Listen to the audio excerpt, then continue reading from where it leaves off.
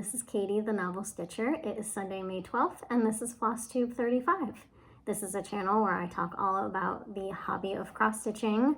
I share my finishes, my starts, my WIPs, haul, and all good cross-stitching things, and I also talk about books, and that comes toward the end of the video. If you're new here, welcome. I'm so happy that you are joining me today, and if you're a returning subscriber, of course, I'm excited and happy to be spending more time with you and talking stitching with you. And I want to wish all of the mothers watching a happy Mother's Day, whether you're a mother yourself, whether you're a mother figure to a child in your life, or hoping to be a mother, or even if Mother's Day can be a bit difficult for you. I hope you all have a wonderful day, and if you're watching this later in the week, I hope you're just having a great week. And I think we can just dive into the stitching, and then we will talk about books, but that'll come at the end. I have a good bit of stitching to share. I have a finish, a start, 4 WIPs, and some plans to share with you all. And then we'll just talk life updates as we go along. So let's start with the finish. This is a finish and a fully finished object. And I started this at the very end of February. It is a pattern in the Just Cross Stitch Spring magazine, and it is All Things Spring by Erin Elizabeth.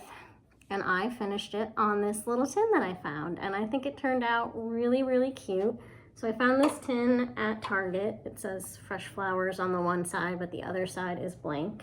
It was $5 in the dollar spot, so really affordable to finish things on. I think the dollar spot always has some good grabs. I got this a couple months ago. And so All Things Spring is stitched on 40 count My Little Dove by xjudesigns. Just a really pretty kind of gray purple. And then I stitched it with my own conversion of Classic Colorworks, hewing pretty closely to the colors in the original pattern, just switching things up a bit. I think she had the spring in a darker color. I changed it to a peach. I went more blue with the birdhouse and this pot. She had more of a teal color, and I added some pops of yellow for the little flowers. And so I thought that worked really well with this yellow fabric. Some Lady Dot Creates around the border, forget what this is called, just trim around the border. I think it's probably just grape. It's just a dark purple trim that I had in stash. And then I also had these little flowers that I think I just got at Joann's, just little fabric flowers. And so I think it turned out really cute. So I really enjoyed this. I laced this, and then I just glued it on, just laced it on board, mat board, and then just glued it onto here, which is also just on board, put the trim on, and I think it turned out really cute. So that was a lot of fun to finish, and I just kind of have a good stash of different fabrics that I've picked up here and there from Joann's. And then I have a few Lady Dot Creates trim, not a lot. I've actually never even used her trim before. This is the first time, but I thought that would just add a nice little dimension to it. So I was lucky that I just had that purple in stash, which worked perfectly. And I just, I was thinking of, oh, do I want to do a blue for the fabric background, or maybe go off the pinks or something like that. But then I decided that the yellow just worked really well with the green of the tin here. And it does have these pops of yellow. So I think the yellow works well there. And then it just looked a little plain when I pasted it on without anything else. So since I had these in stash, I thought these little flowers would work really well, and I just glued those on with some Eileen's tacky glue. And so this is sitting on a little shelf back over there in our living room. And yeah, it's super cute. I like it. Finishing things like this makes me happy. I just think it's really sweet. It's wonderful to frame things and have things to hang on the wall, but with a stitch that's as tiny as this, I just think this is just a fun way to do it. And at some point I might, this is just empty inside, put like a piece of foam at the bottom and put like daisies or other like fake flowers in it, or figure out something else to fill this with, maybe next year. But for now, it's very cute. So I'll leave that out through spring. And it is feeling pretty springy here today, but kind of the yucky side of spring. It's cold and really rainy. So unfortunately not the most exciting of Mother's Days, but we're going to Alex's parents later tonight for dinner, so that'll be nice to spend time with them. And my mom is coming into town in a couple weeks to have a mommy-daughter day. We're gonna go shopping and go out to lunch, so that'll be really nice. So I hope that you are spending the Sunday in a way that brings you joy, whether it's stitching or spending time with family or any of that good stuff. So let's go to my start next. And so this is a wedding present for my best friend, and she does not know about it, so you will not see it on Instagram. You will only see it on my videos because I don't think she watches these videos, but she does follow me on Instagram, and she doesn't know that I'm stitching this for her. But my friend Stacy, who is my maid of honor in my wedding, is getting married in October, and I'm a maid of honor. No, I'm not the maid of honor, I'm a bridesmaid. Her sister's the maid of honor, makes sense. I'm a bridesmaid, and Stacy goes to the beat of her own drummer, and she and her fiance are wonderful and just very different kind of people, and so they are having a 1950s Halloween vintage wedding. So it's gonna be real funky, but being a guest at a wedding like that is gonna be a lot of fun. And so for their wedding sampler, instead of something traditional with flowers and hearts and pinks or whatever, I am stitching something very funky. So I'm going with Silver Creek Samplers, Reaping Love.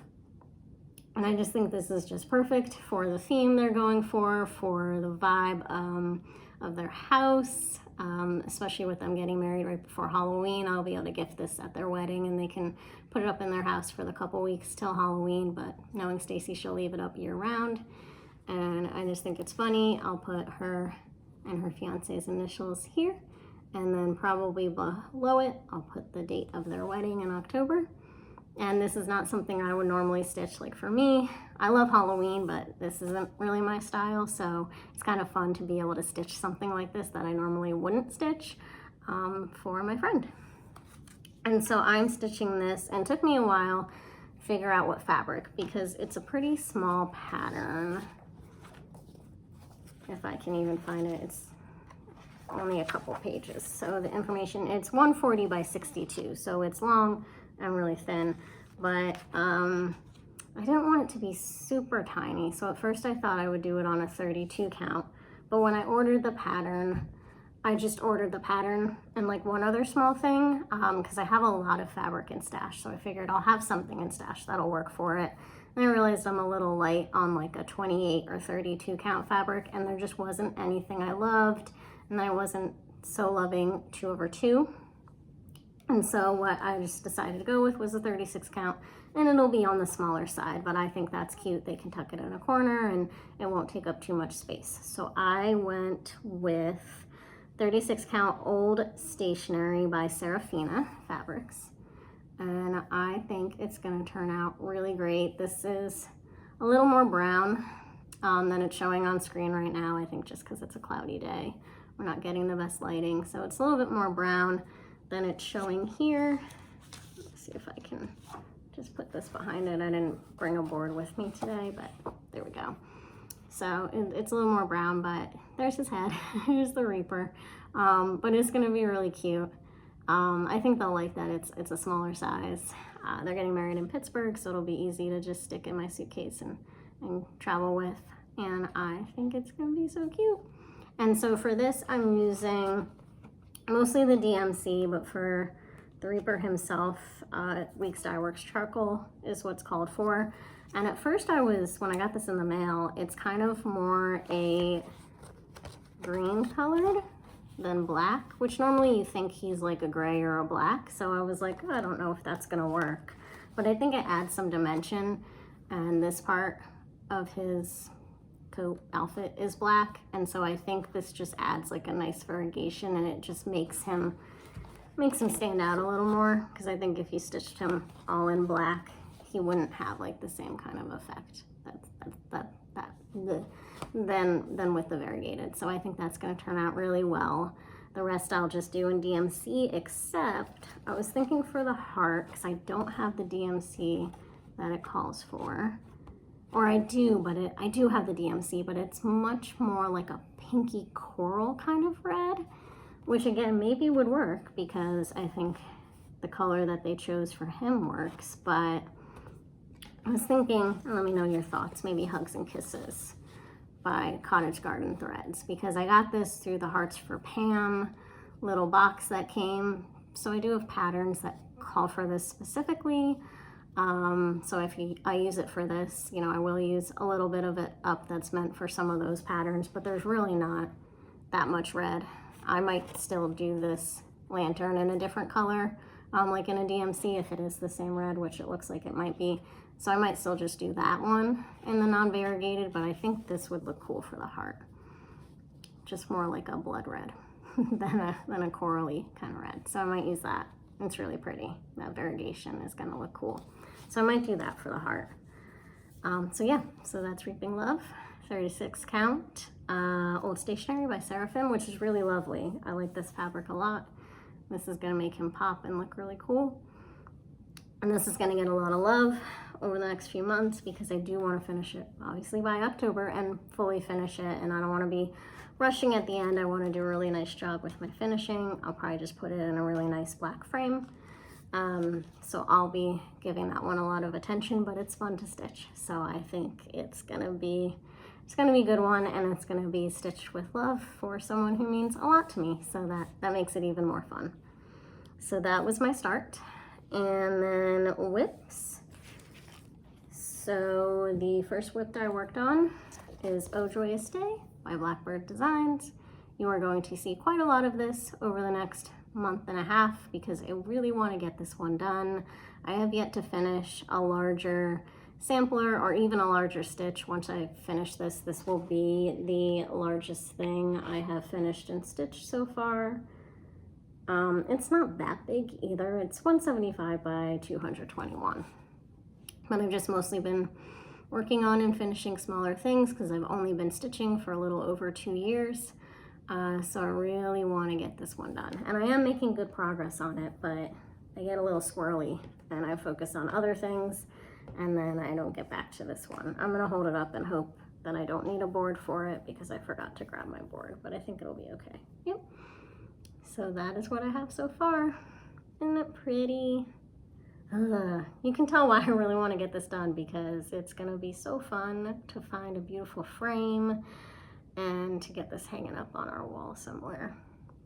And so the last time you saw this, I hadn't finished the house, so I got the house done, which I love how that looks. And then I started the letters next to the house there, and then that flower in a pot. And so this is on 36 count Steinbeck by Needle and Flax, probably one of my favorite fabrics. I need to get more Needle and Flax fabrics at some point because beautiful, beautiful fabric, so soft, so easy to work with. I'm using all of the called for fancy floss and some DMC, so I'm doing a mix, but it's all called for colors. Just didn't feel the need to do fancy floss for everything, and the chart even kind of denotes some colors that you use so sparingly. You can just use DMC and not have to buy the fancy floss. The only one I switched up actually is the border here, and that I think I just wanted to go with something more fun than what they called for. I think they called for just like a yellowy green, and so I had Week Starworks Kudzu in stash and I just thought that would look cool, so I went with that. And this is my great, I hope this doesn't drive anyone crazy that this is what I'm dealing with. I need to clean this up because I think that'll make stitching this a little easier to not have my threads be so messy.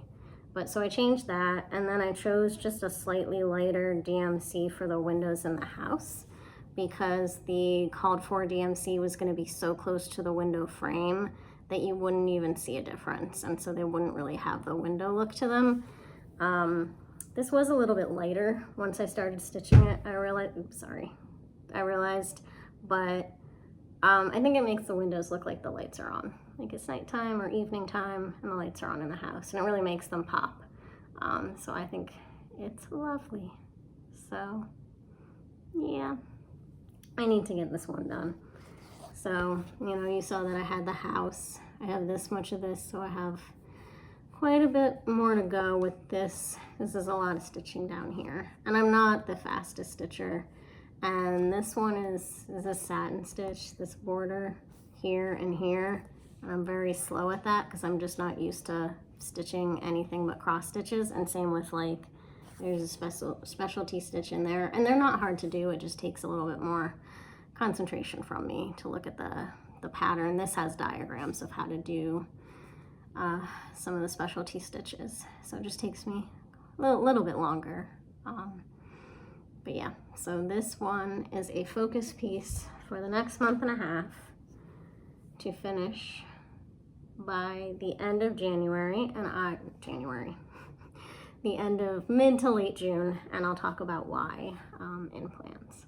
But that is Oh Joyous Day, and I started this one because Sarah from Sarah's Stitchy Spot was working on it, or doing a little sal, and Bridget the Museum Stitcher, so I joined in with them.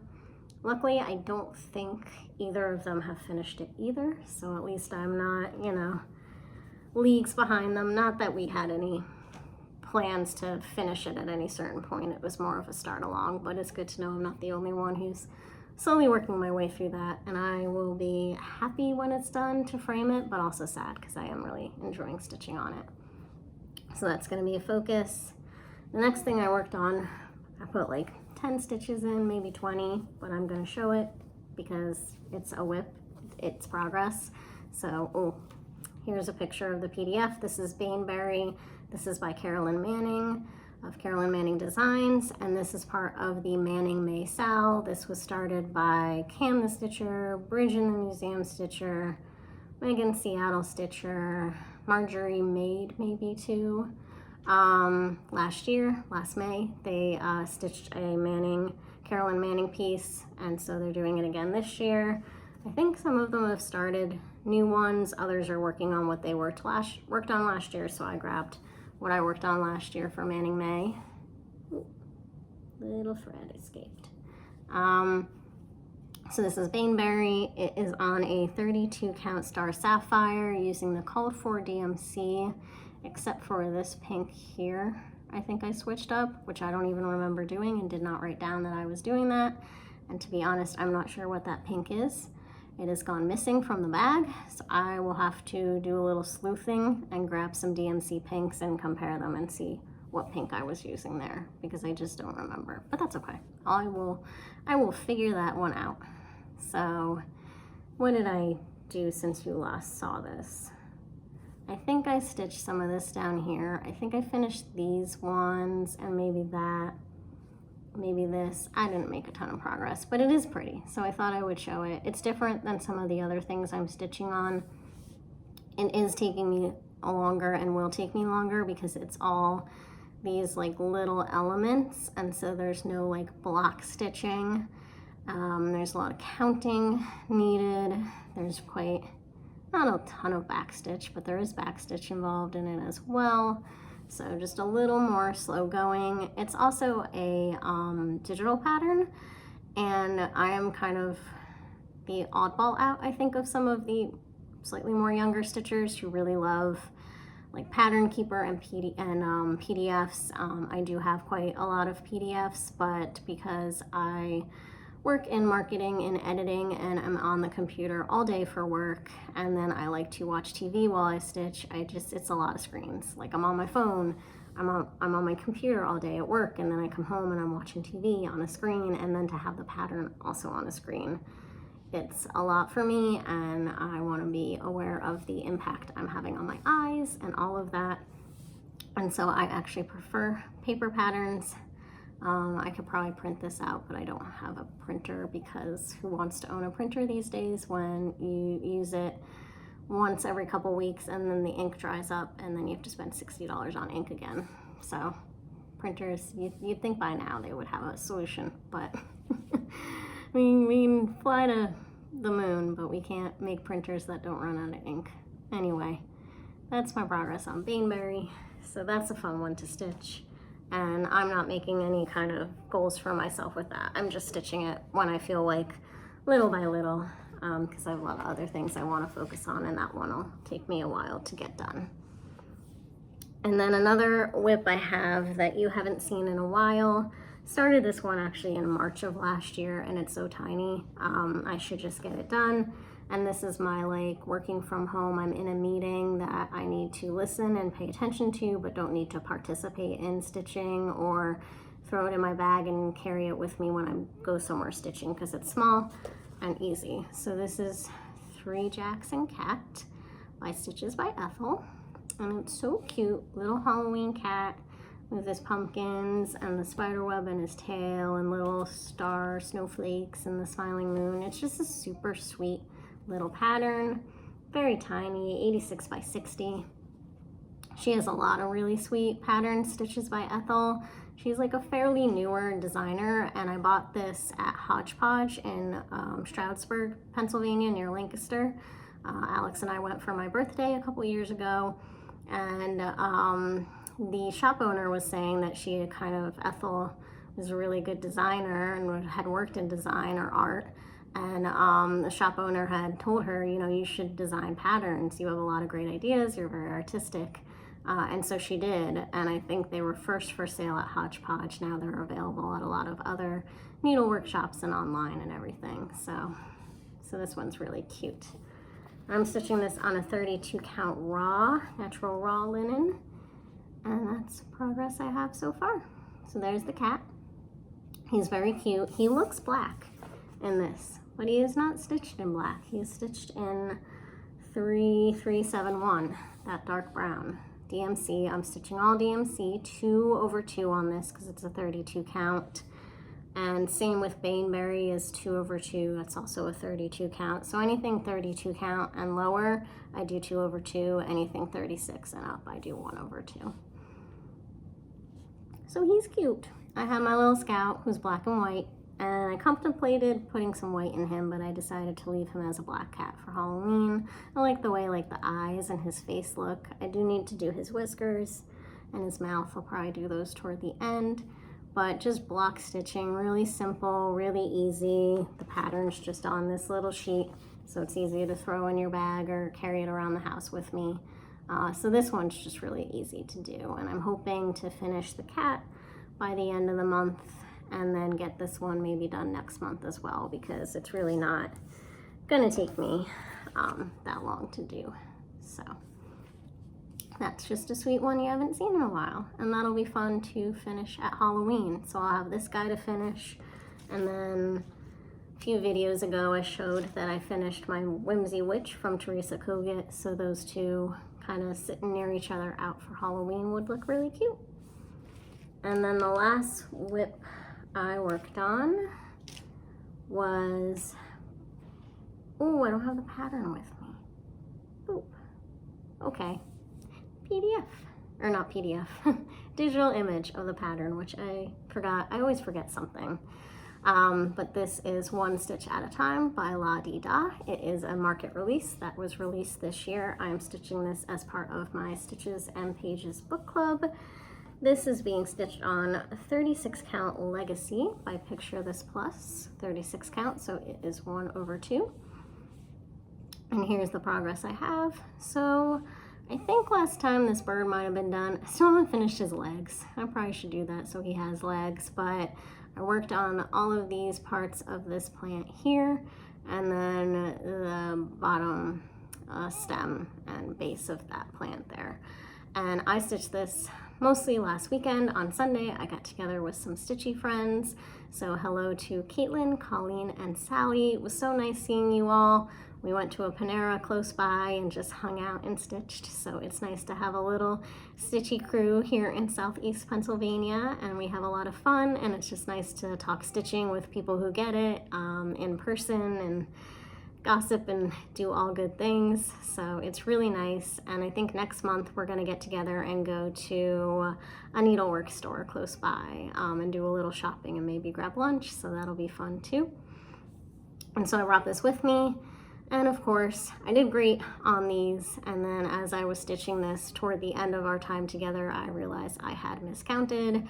At first I was like, maybe I'll just fudge it, and then I realized no, because there's a tree that mirrors this on the other side, I'd have to fudge that, and I just think this is such a pretty pattern. I didn't want to make any mistakes with it and have it turn out not beautiful. So I did frog and restitch. So, but that's okay. It wasn't that much stitching because mostly we spent a lot of time just chit-chatting. So you don't always get a lot of stitching done when you get together with your stitching friends because you're too busy just have a nice time chatting.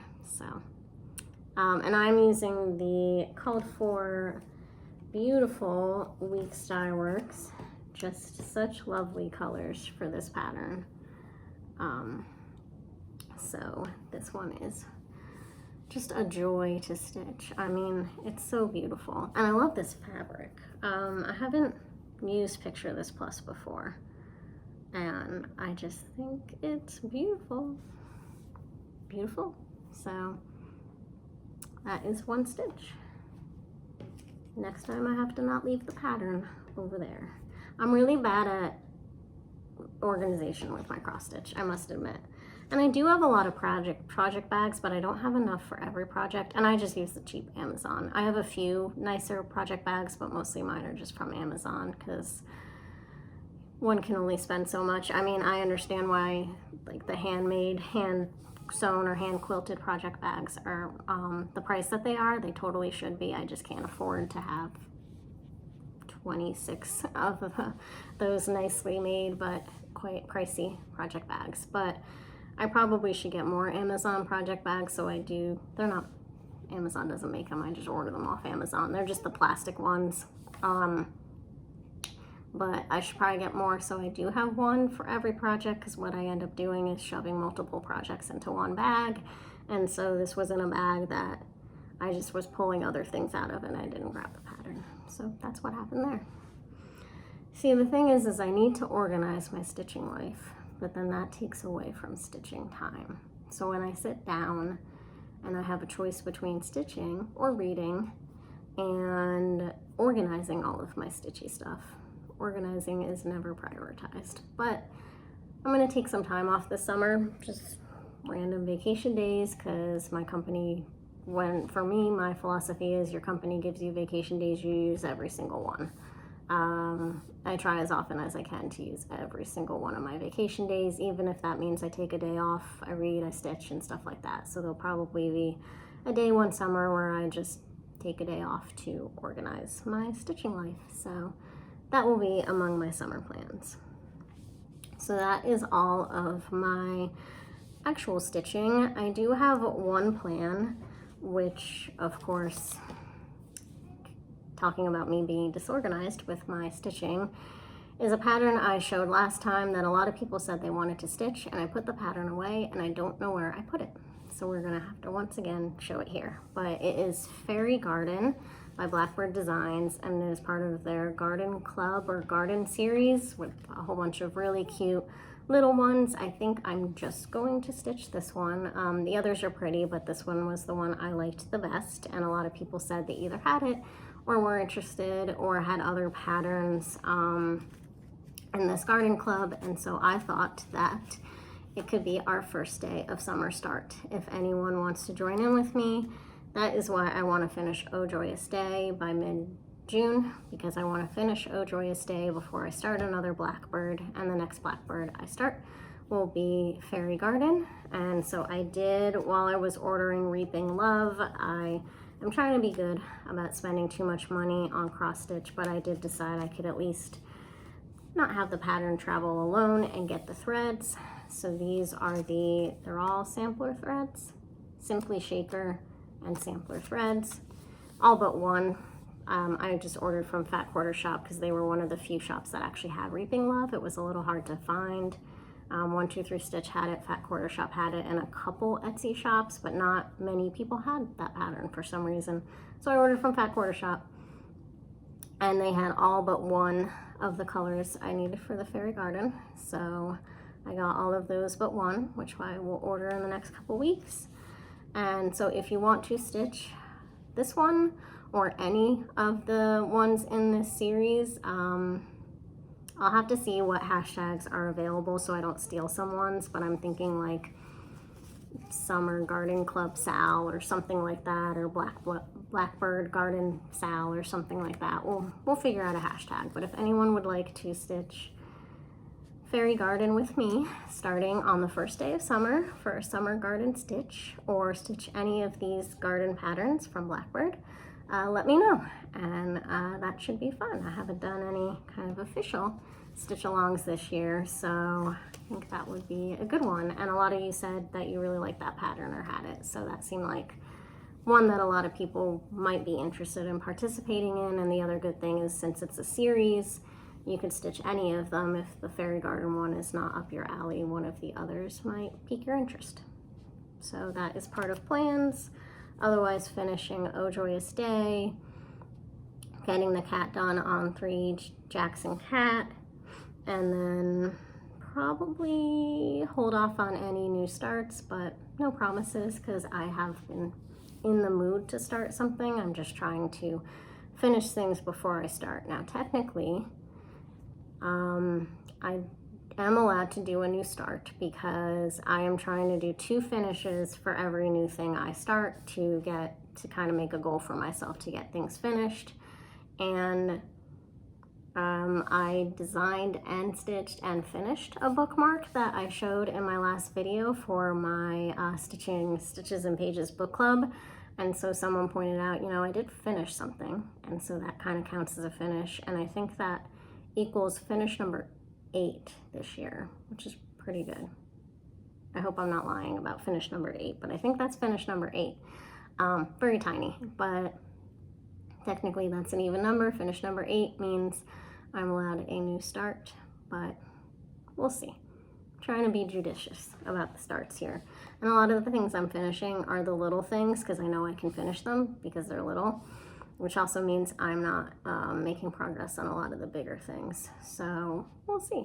But Oh Joyous Day will be a big one finished, and then I will probably pull out another larger one to kind of focus on once Oh Joyous Day is done, to keep progress on the bigger ones. Maybe Pink Sparrow Sampler, because that'll be really pretty colors and a fun one to stitch over the summer. So I think that is, oh, one more thing for the stitching before we chat about books. I have some Flosstube recommendations, and these are all channels that are smaller, and these are all Flosstubers who are participating in the book club and gave me a shout out, and are just in general lovely people and lovely Flosstubes, and they deserve a little love. I think they all have under 1,000 followers, and it can be kind of hard here to gain more followers, and it's not always about the numbers, but it's nice to see more people become interested in your channel and to see it grow, to see that the work you put in and the time you put in seems worthy to people and gets people interested and gets you interacting with new followers. And of course, you know, you love the followers who have been with you from the start, but you also love making new connections. I think that's why people do Flosstube, is for those connections. But there's so many of us doing this, and completely understand that people have different interests, different likes in Flosstube style, and only so much time. And there's a lot of content out there. So I wanted to give these channels a boost, because they are all very different, they're all very lovely, and it's not easy to film these videos, to know how to edit, to get the right lighting, to not forget things and not have your materials with you, and to not stumble over your words and all of that. And so I just want to make sure that people who haven't been doing it as long or have a different kind of style get some followers and get some love, because at the end of the day, we're all showing beautiful stitching, and that's what you come to Flosstube to see. And so these channels all have beautiful stitching. So we have Forest City Stitching, that's Lisa. So give Lisa a follow, and I'll link everyone down below. You can go into the description box and just click and subscribe and give everybody a watch. So Forest City Stitching, Lisa. See, it's hard to talk, and I always stumble over my words though. I say it's because I have a small mouth. I don't know if that's true. Then we have the German Stitcher, that's Martina. And she actually stitched and I think, finished the bookmark that I designed. I don't know if she's fully finished it yet, but I did see that she was stitching it and that she finished it, and it looks so cute. It makes me so happy. So thank you, Martina. So that's the German stitcher. Check out Martina. And then there's Amy Michelle, who I'm pretty sure her channel is just Amy Michelle. So give Amy a watch. Jen's Fiber Web. Jen has a lovely channel. She's so sweet. So give Jen a watch. And then Postally Yours, Bonnie Jean. Bonnie has been a follower of mine for a long time, I think possibly from the start. And she is just such a nice person. She has lovely stitching. So give Bonnie Jean at Postally Yours a follow as well. So give them all a follow. Go into the description box to easily find them and show them your support. And I think most of them have Instagram accounts too. And I always forget to mention, but if you'd like to follow me on Instagram, I am novel_stitcher at Instagram. So you can follow me on there too to see my stitching. And so that is it for the stitching content. So if that's all you're here for and you're not super into the book stuff, thank you so much for watching. Let me know what you're stitching on. Do you have summer stitching plans? What's your favorite thing that you're stitching on right now? How do you organize your cross stitch? Do you take time off in the afternoon or take a day off to kind of bobbinate or floss drop all your floss and get bags for everything, and do you have bins? I don't know. Any tips there? Much appreciated. So thank you so much for watching and happy stitching. And so now we're going to talk about books really quick. So anyone who is in the Stitches and Pages book club and is interested in joining the Zoom this coming Saturday, May 18th at 8 p.m. Eastern, because I think I forgot to say whether it was Eastern time. These will all be Eastern time because I live in the Northeast US. If you're still interested and want to join the one on Saturday, it is Sunday, May 12th. You have until 8 p.m.-ish Tuesday, May 14th. Okay, to fill out the form in the description box. So I will have a Google form in the description box where you can put your name and your email. That makes it easier for me to collect and organize everybody's emails to email you the Zoom link. So we will meet over Zoom, 8 p.m. on Saturday. We have 19 people joining so far, which will be quite a crowded Zoom. We'll see how that goes with so many people. I want to make sure everyone has a chance to talk. So it might be a bit crowded, but if you're still interested, you are welcome to still join if you contact or fill out that form by Tuesday. There is also a Zoom. It's May 29th at 8 p.m. Eastern time as well. So that one is still open for a while. So if you're available on Wednesday, May 29th, join that one. And also there'll be a link in the description box. The invitations and info for that one hasn't even been sent out yet. So plenty of time to still hop into that one. If you're able to make Saturday the 18th and Wednesday the 29th, I would prefer maybe doing the 29th if you haven't reached out and signed up yet, just to kind of keep the numbers a little bit lower, but we'll figure it out.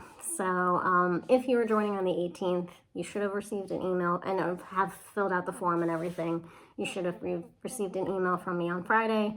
So if you did not, message me on Instagram or send me an email. My email address is in the description box. It's just novelstitcher@gmail.com. If for some reason that email did not go through for you, but if you did fill out the form before Friday morning, then you should have received an email that had information about the event and the Zoom link. And I will resend the Zoom information probably this coming Friday, like the day before the Zoom, just in case it got deleted or you lose it or whatever. So I think that's everything for the book club for this go around. I haven't finished the book yet, so I need to finish it by Saturday, but I'm not that far behind, and it's a quick read, so it's not like a difficult thing to read. So I will make sure I finish it by Saturday, but then it'll be fresh in my mind. And then I think The next time I'm filming is the 26th. So during that episode, I might ask for recommendations for our next book, because you kind of got to keep things rolling. So even though we won't have had all our Zoom meetings, I'll start seeking some suggestions from you all. You can post some today too if you'd like, but we'll talk more about it during that video. And then like the first week in June, I'll probably do a Flosstube extra, because it'll be off of my 2-week filming schedule, and I don't want to wait too late into June. So I'll probably do a Flosstube extra for people to vote on which book they want to read, and then on that Flosstube on June 9th, I'll probably announce the book. This is probably how it'll work. So on the 26th, I'll seek recommendations. First week in June or last week in May, I will do a Flosstube extra, letting you know which 2 or 3 books to vote on, and then I will announce the winner on June 9th or the weekend of June 9th, depending if I film Saturday or Sunday. And then we will go to round 2, and we'll read the second book in June and July, and we'll have the book club toward the end of July. So we'll see what people suggest, try to switch it up. This time it was historical fiction, so next time I want to make sure probably that we read an author of color. So if you're thinking of suggestions, I would prefer that. And possibly a different genre, probably a different genre. I want us to try different things. I don't want to always read the same thing. Otherwise, it's like the historical fiction, stitches and pages, which is fine. I love historical fiction. It's my favorite genre, but I like to make sure I'm reading all sorts of genres and all sorts of authors. So we could do contemporary fiction, romance. I mean, I read everything pretty much. The only thing I don't read is thrillers. That doesn't mean we can't read and discuss a thriller. I'm certainly not going to close the door on any genre or any idea just because it's something I don't normally read, because I've read thrillers before and I've enjoyed them. It's just not my go-to. And so it's not like I'm never in a bookstore and drawn to thrillers. So it's less that I don't enjoy them and more that I just reach for other things instead of thrillers. So we could certainly do that. Mystery or crime, we could think about that. Fantasy, I love fantasy. Nonfiction, memoir, lots of options. So if you have suggestions, let me know. And we will try to switch things up a bit and see what different kind of novel we can read, novel or book, we can read for the next go around. And then I do have 2 quick little, one review, and then I can talk about one book that I am currently enjoying, because I finally feel like I've cracked the code for me on audiobooks. And I have been able to pay attention and listen and enjoy audiobooks while stitching. I don't know why I couldn't get into it at first. I think I just needed a rhythm. I'm also like not finding much on TV to watch, which I think helps, because I think one of the issues was there was a lot of shows recently that I've been wanting to watch and get through, and now there's just not that much that's appealing to me. And so since there's nothing on TV that I want to watch, I'll listen to an audiobook.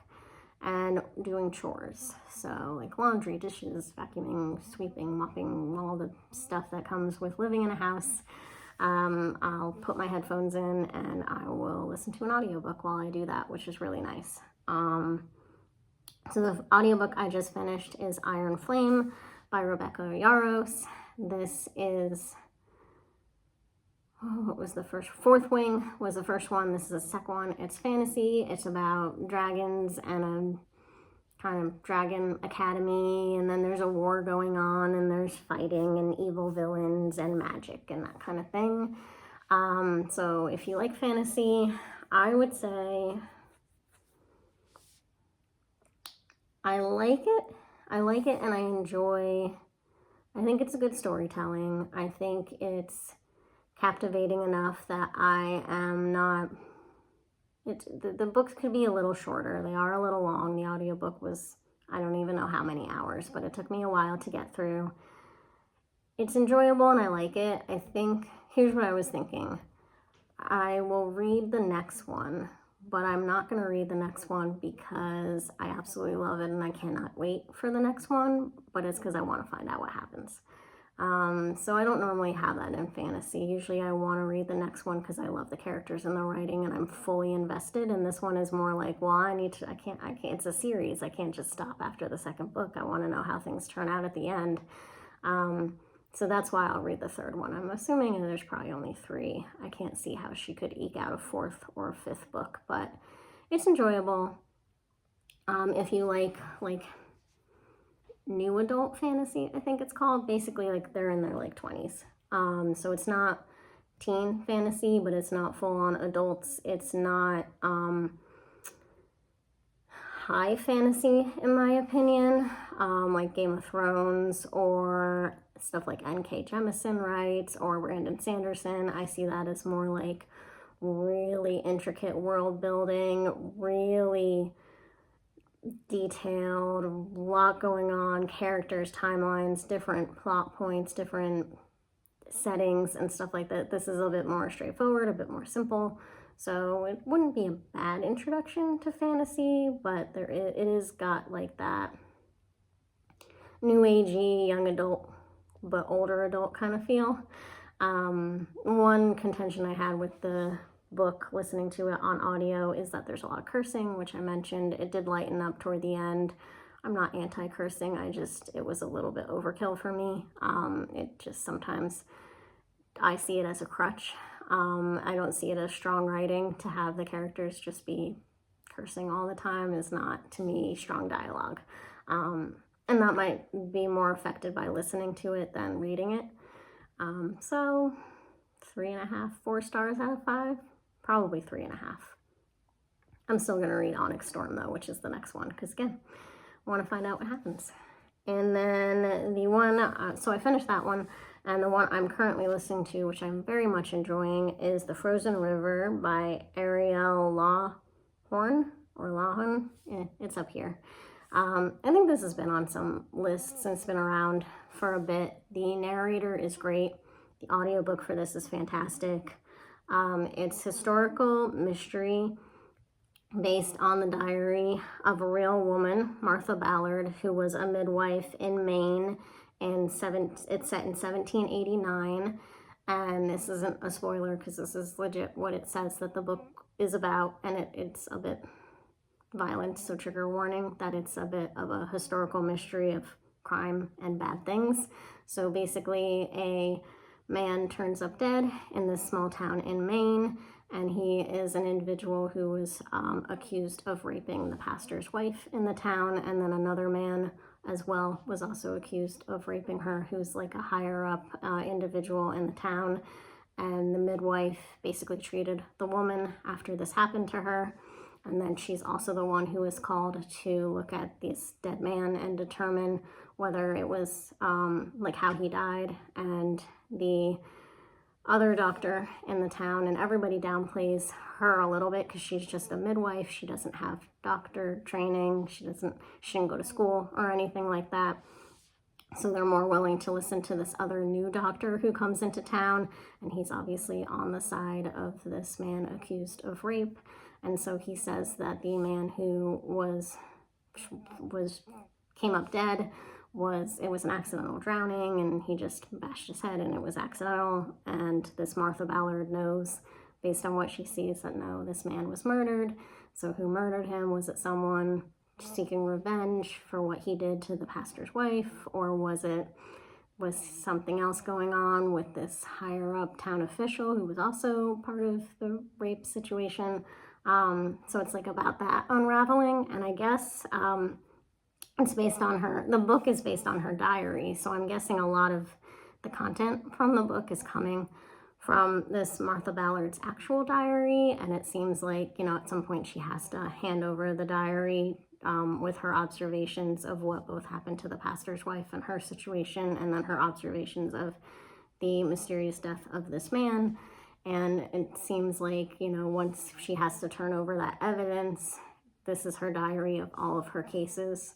So it's going to bring to light a lot of the different things she writes, medical situations she writes about in this diary, which probably include most of the people in this town, as probably as well as her own family in some cases. And so from the description of the book, it seems like it's going to bring to light some stuff, maybe get her into some hairy situations, but it also seems like from the description of the book, this case and the impact she had changed something regarding maybe midwives or the law or medical testimony or something like that. I'm not sure how it all kind of plays out, but it is very interesting. It's very well written. I like the setting and the descriptions of the land, and I like these characters a lot, and the audio narration is on point. So far, I recommend this one. Jury is still out. Never take my recommendation in fully until I finish the book, and even then, you'll have to come to your own conclusions on what you like or don't like, but very much enjoying this one.